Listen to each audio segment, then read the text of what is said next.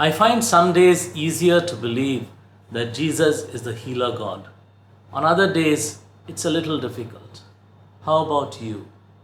The past month and a half has been difficult. Shammi and I have attended at least 5 remote funerals of family and friends.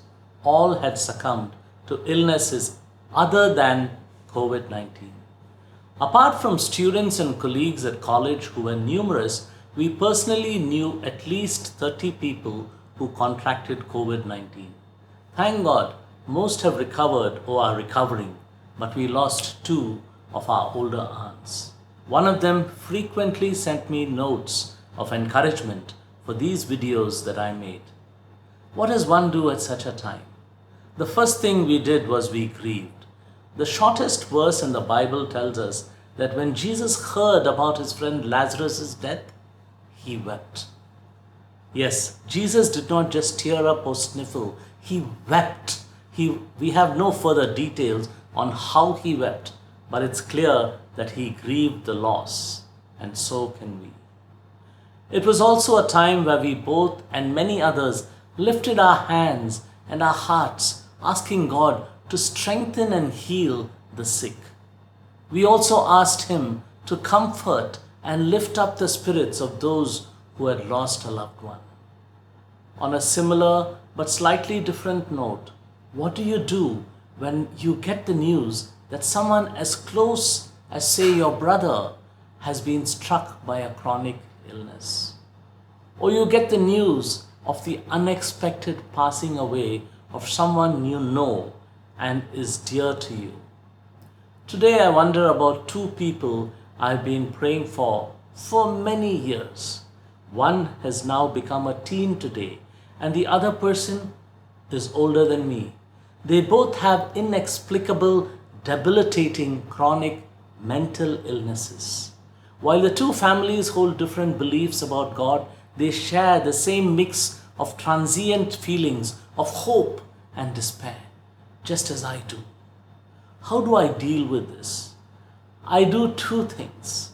First, I recall the times God responded amazingly and healed the people I prayed for in the past, and I am motivated to continue to pray.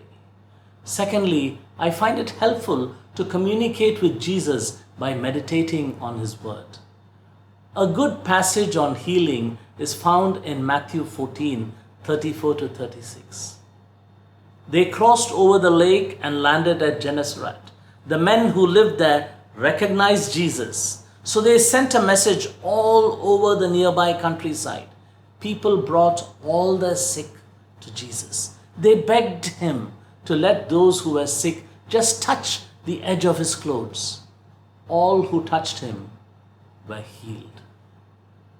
In this passage, I see that Jesus is recognized by the people as a healer.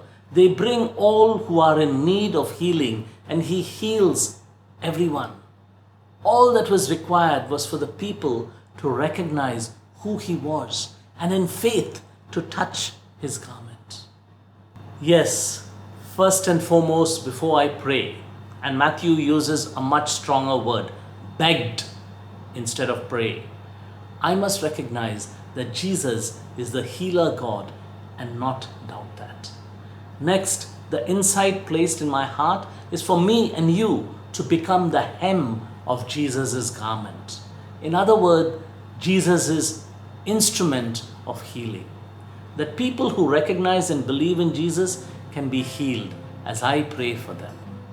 Finally, as a Christian, I know that death has no victory over those who go to sleep in the Lord. Yes, as Paul says, for me to live is Christ, and to die is gain. So, O death, where is your sting? O grave, where is your victory? Amen.